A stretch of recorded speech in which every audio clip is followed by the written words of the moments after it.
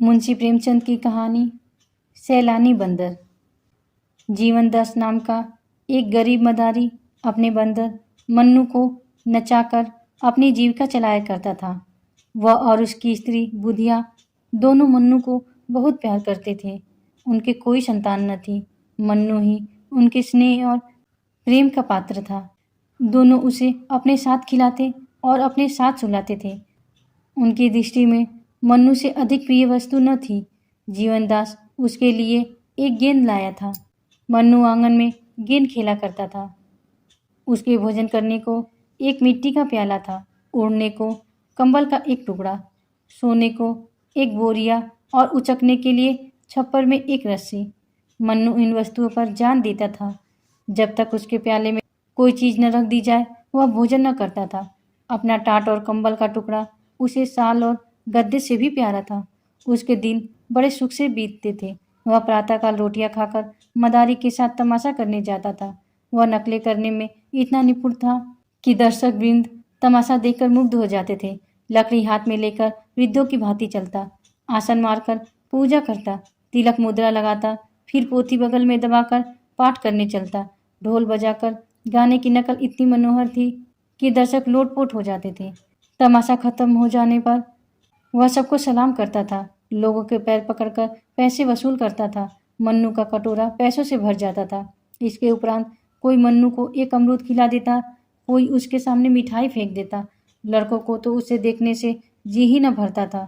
वे अपने अपने घर से दौड़ दौड़ कर रोटियां लाते और इसे खिलाते थे। मोहल्ले के लोगों के लिए भी मन्नू मनोरंजन की एक सामग्री थी। जब वह घर पर रहता तो एक न एक आदमी आकर उससे खेलता रहता। खोचे वाले फेरी करते हुए उसे कुछ न कुछ दे देते थे। जो बिना दिए निकल जाने की चेष्टा करता उससे भी मन्नू पैर पकड़कर वसूल कर लिया करता था। मन्नू को अगर चिढ़ थी तो कुत्तों से।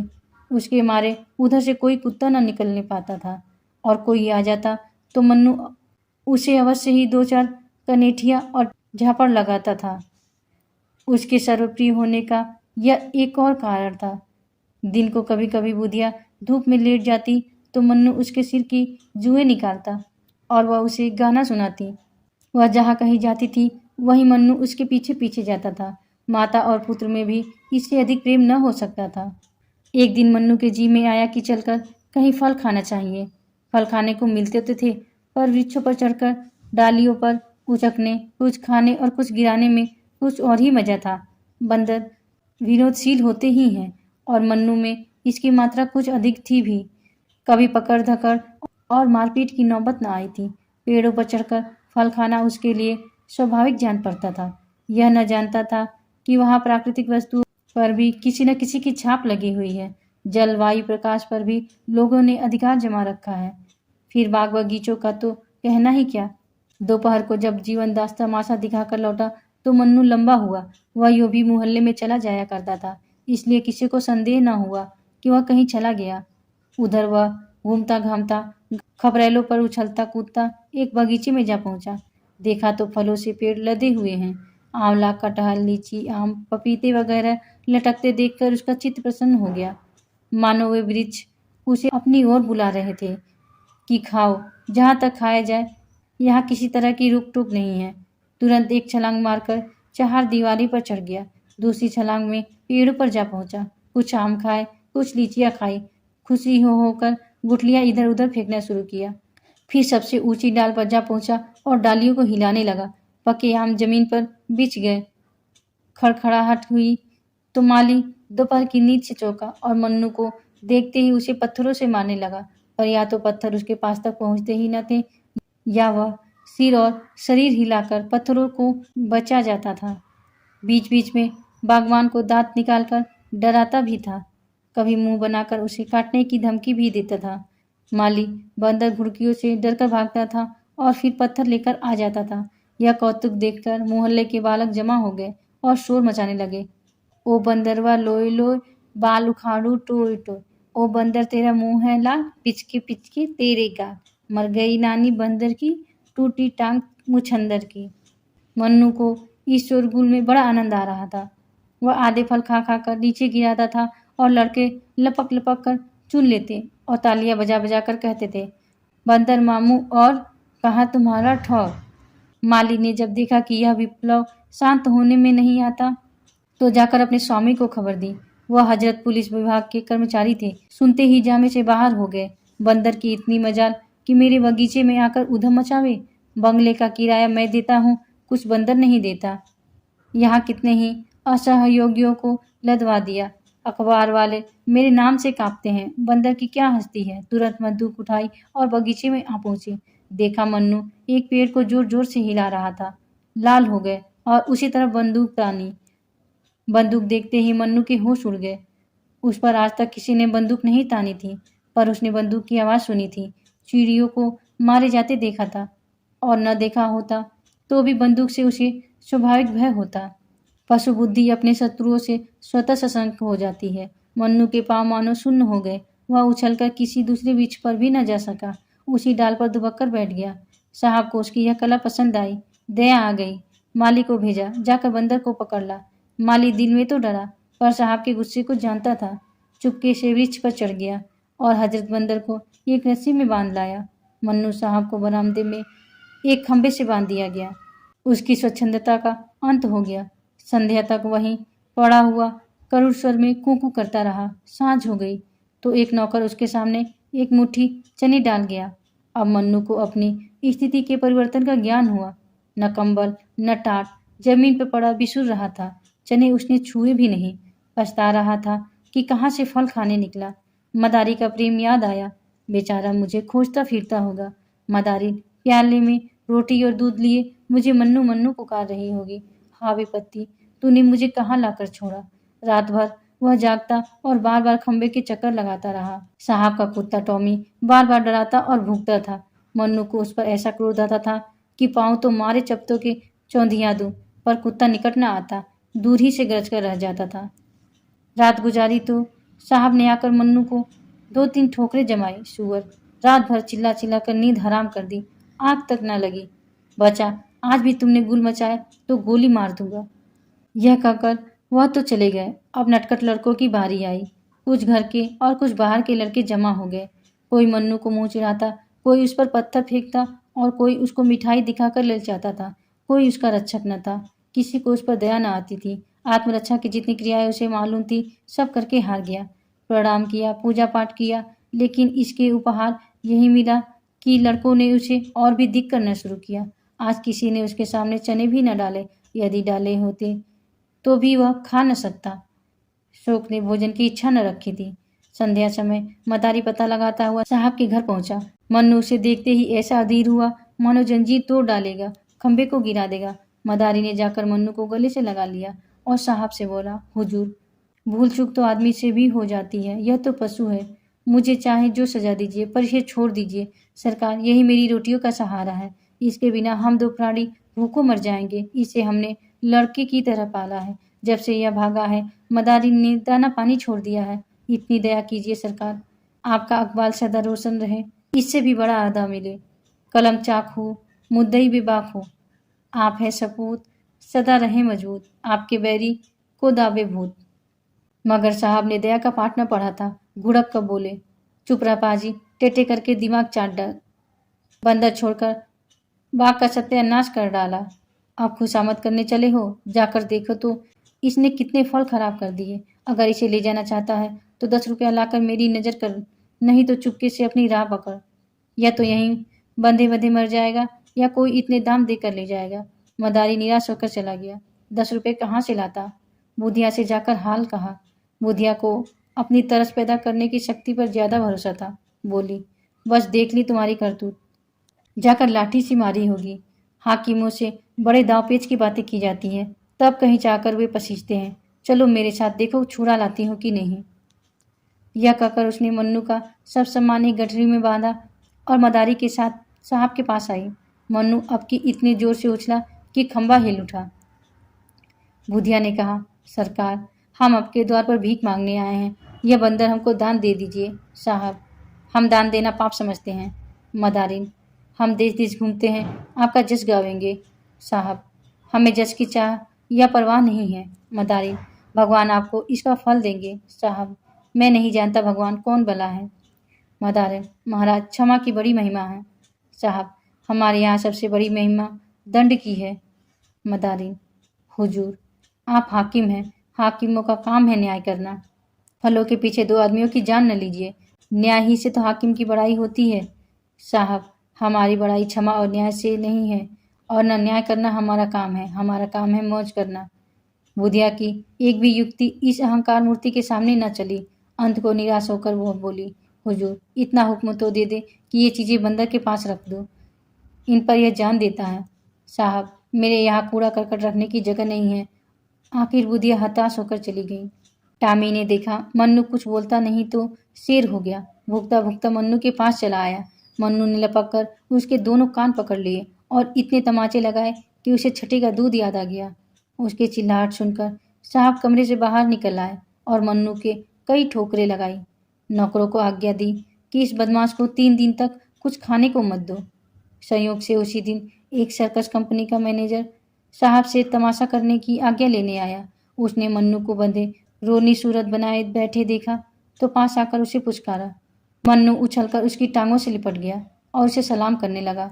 मैनेजर समझ गया कि यह पालतू जानवर है, उसे अपने तमाशे के लिए बंदर की जरूरत थी।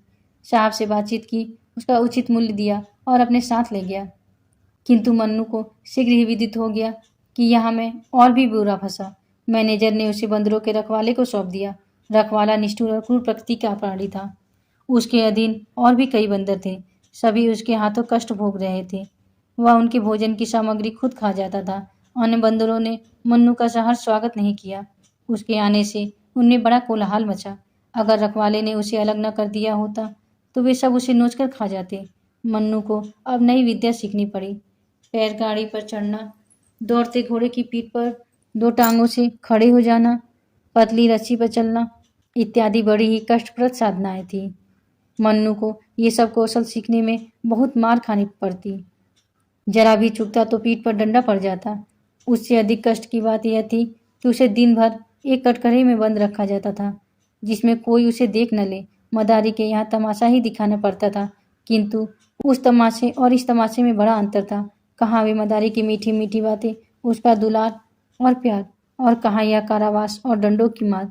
ये काम सीखने में उसे इसलिए और भी देर लगती थी कि वह अभी तक जीवनदास के पास भाग जाने के विचार को भूला न था। नित इसकी ताक में रहता कि मौका पाऊं और निकल जाऊं, लेकिन वहां जानवरों पर बड़ी कड़ी निगाह रखी जाती थी। बाहर की हवा तक न मिलती थी। भागने की तो बात क्या, काम लेने वाले सब थे, मगर भोजन की खबर लेने वाला कोई भी न था। साहब की कैद से तो मन्नू जल्द ही छूट गया था, लेकिन इस कैद में 3 महीने बीत गए। शरीर घुल गया, नित्य चिंता घेरे रहती थी, पर भागने का कोई ठीक ठिकाने न था। जी चाहे या न चाहे उसे काम अवश्य करना पड़ता था। स्वामी को पैसों से काम था, वह जिए चाहे मरे। संयोगवश एक दिन सर्कस के पंडाल में आग लग गई। सर्कस के नौकर चाकर सब जुआरी थे। दिन भर जुआ खेलते, शराब पीते और लड़ाई झगड़ा करते थे। इन्हीं झंझटों में एकाएक गैस की नली फट गई। हाहाकार मच गया। दर्शक वृंद जान लेकर भागे। कंपनी के कर्मचारी अपनी चीजें निकालने लगे। पशुओं की किसी को खबर न रही। सर्कस में बड़े बड़े भयंकर जीव जंतु तमाशा करते थे। 2 शेर, कई चीते, 1 हाथी, 1 रीछ था। कुत्तों, घोड़ों तथा बंदरों की संख्या तो इससे कहीं अधिक थी। कंपनी धन कमाने के लिए अपने नौकरों की जान को कोई चीज नहीं समझती थी। ये सब के सब जीव इस समय तमाशे के लिए खोले गए थे। आग लगते ही वे चिल्ला चिल्लाकर भागे। मन्नू भी भाग खड़ा हुआ, पीछे फिरकर भी न देखा कि पंडाल जला या बचा। मन्नू कूदता फांदता सीधे घर पहुंचा, जहां जीवन दास रहता था, लेकिन द्वार बंद था। खपरेल पर चढ़कर वह घर में घुस गया, मगर किसी आदमी का चिन्ह न मिला। वह स्थान जहां वह सोता था और जिसे बुधिया गोबर से लीपकर साफ रखा करती थी, अब घास पात से ढका हुआ था। वह लकड़ी जिस पर चढ़कर कूदा करता था, दीमकों ने खा ली थी। मोहल्ले वाले उसे देखते ही पहचान गए। शोर मच गया, मन्नू आया, मन्नू आया। मन्नू उस दिन से रोज संध्या के समय उसी घर में आ जाता और अपने पुराने स्थान पर लेट रहता। वह दिन भर मोहल्ले में घूमा करता। कोई कुछ दे देता तो खा लेता था, मगर किसी की कोई चीज न छूता था। उसे अब भी आशा थी कि मेरा स्वामी यहाँ मुझसे अवश्य मिलेगा। रातों को उसके कराहने की करुण ध्वनि सुनाई देती थी। उसकी दीनता पर देखने वालों की आंखों से आंसू निकल पड़े। इस प्रकार कई महीने बीत गए। एक दिन मन्नू गली में बैठा हुआ था। इतने में लड़कों का शोर सुनाई दिया। उसने देखा एक बुढ़िया नंगे बदन, एक चीथड़ा कमर में लपेटे, सिर के बाल छिटकाए, भूतनियों की तरह चली आ रही है और कई लड़के उसके पीछे पत्थर फेंकते, पगली नानी का हाक लगाते, तालियां बजाते चले आ रहे हैं। वह रह कर रुक जाती है और लड़कों से कहती है, मैं पगली नानी नहीं हूँ, मुझे पगली क्यों कहते हो? आखिर बुढ़िया जमीन पर बैठ गई और बोली, बताओ मुझे पगली क्यों कहते हो? उसे लड़कों पर लेश मात्र भी क्रोध न आता था। वह न रोती थी न हंसती थी। पत्थर लग भी जाता तो चुप हो जाती थी। एक लड़के ने कहा, तू कपड़े क्यों नहीं पहनती? तू पागल नहीं तो और क्या है? बुढ़िया, कपड़े जाड़े में सर्दी से बचने के लिए पहने जाते हैं, आजकल तो गर्मी है। लड़का, तुझे शर्म नहीं आती? बुढ़िया, शर्म किसे कहते हैं बेटा? इतने साधु सन्यासी नंगे रहते हैं, उनको पत्थर से क्यों नहीं मारते? लड़का, वे तो मर्द हैं। बुढ़िया, क्या शर्म औरतों ही के लिए है? मर्दों को शर्म नहीं आनी चाहिए? लड़का, तुझे जो कोई कुछ दे देता है उसे तू खा लेती है, तू पागल नहीं तो और क्या है? बुढ़िया, इसमें पागलपन की क्या बात है बेटा? भूख लगती है, पेट भर लेती हूँ। लड़का, तुझे कुछ विचार नहीं है? किसी के हाथ की चीज खाते घिन नहीं आती? बुढ़िया, घिन किसे कहते हैं बेटा? मैं भूल गई। लड़का, सभी को घिन आती है, क्या बता दूं घिन किसे कहते हैं? दूसरा लड़का, तू पैसे क्यों हाथ से फेंक देती है? कोई कपड़ा देता है तो क्यों छोड़कर चल देती है? पगली नहीं तो क्या है? बुढ़िया, पैसे कपड़े लेकर क्या करूं बेटा? लड़का, और लोग क्या करते हैं? पैसे रुपए का लालच सभी को होता है। बुढ़िया, लालच किसे कहते हैं बेटा? मैं भूल गई। लड़का, इसी से तुझे पगली नानी कहते हैं। तुझे न लोभ है, घिन है, न विचार है, न लाज है, ऐसे को ही पागल कहते हैं। बुढ़िया, तो यही कहो मैं पगली हूँ। लड़का, तुझे क्रोध क्यों नहीं आता? बुढ़िया, क्या जाने बेटा, मुझे तो क्रोध नहीं आता। क्या किसी को क्रोध भी आता है? मैं तो भूल गई। अब लड़कों ने इस पर पगली पगली का शोर मचाया और बुढ़िया उसी तरह शांत भाव से आगे चली। जब वह निकट आई तो मन्नू उसे पहचान गया। यह तो मेरी बुधिया है। वह दौड़कर उसके पैरों से लिपट गया। बुढ़िया ने चौंक कर मन्नू को देखा, पहचान गई। उसने उसे छाती से लगा लिया। मन्नू को गोद में लेते ही बुधिया को अनुभव हुआ कि मैं नग्न हूँ। मारे शर्म के वह खड़ी न रह सकी। बैठकर एक लड़के से बोली, बेटा मुझे कुछ पहनने को दोगी? लड़का, तुझे तो लाज ही नहीं आती ना? बुढ़िया, नहीं बेटा, अब तो आ रही है, मुझे न जाने क्या हो गया था। लड़कों ने फिर पगली पगली का शोर मचाया तो उसने पत्थर फेंक कर लड़कों को मारना शुरू किया। उनके पीछे दौड़ी। एक लड़के ने पूछा, अभी तो तुझे क्रोध नहीं आता था, अब क्यों आ रहा है? बुढ़िया, क्या जाने क्यों अब क्रोध आ रहा है। फिर किसी ने पगली कहा तो बंदर से कटवा दूंगी। एक लड़का दौड़कर एक फटा हुआ कपड़ा ले आया। बुधिया ने वह कपड़ा पहन लिया, बाल समेट लिए। उसके मुख पर जो एक अमानुष आभा थी, उसकी जगह चिंता का पीलापन दिखाई देने लगा। वह रो रो कर मन्नू से कहने लगी, बेटा तुम कहाँ चले गए थे? इतने दिन हो गए हमारी सुध न ली, तुम्हारा मदारी, तुम्हारे ही वियोग में परलोक सिधारा। मैं भिक्षा मांग कर अपना पेट पालने लगी, घर द्वार तहस नहस हो गया। तुम थे तो खाने की, पहनने की, गहने की, घर की इच्छा थी। तुम्हारे जाते सब इच्छाएं लुप्त हो गई। अकेली भूख तो सताती थी, पर संसार में और किसी की चिंता न थी। तुम्हारा मदारी मरा पर आंखों में आंसू न आए। वह खाट पर पड़ा कराहता था और मेरा कलेजा ऐसा पत्थर का हो गया था कि उसकी दवा दारू की कौन कहे। उसके पास खड़ी तक न होती थी। सोचती थी, यह मेरा कौन है? अब आज वे सब बातें और अपनी वह दशा याद आती है तो यही कहना पड़ता है कि मैं सचमुच पगली हो गई थी और लड़कों का मुझे पगली नानी कहकर चिढ़ाना ठीक ही था। यह कहकर बुधिया मन्नू को लिए हुए शहर के बाहर एक बाग में गई, जहाँ वह एक पेड़ के नीचे रहती थी। वहाँ थोड़ी सी पुआल हुई थी। इसके सिवा मनुष्य के बसेरे का और कोई चिन्ह न था। आज से मन्नू बुधिया के पास रहने लगा। वह सवेरे घर से निकल जाता और नकले करके भीख मांगकर बुधिया के खाने भर को अनाज या रोटियां ले आता था। पुत्र भी अगर होता तो वह इतने प्रेम से माता की सेवा न करता। उसकी नकलों से खुश होकर लोग उसे पैसे भी देते थे। उस पैसों से बुधिया खाने की चीजें बाजार से लाती थी। लोग बुधिया के प्रति बंदर का वह प्रेम देखकर चकित हो जाते और कहते थे कि यह बंदर नहीं, कोई देवता है। कहानी सुनने के लिए धन्यवाद। फिर मिलेंगे दोस्तों एक नई कहानी के साथ। राधे राधे।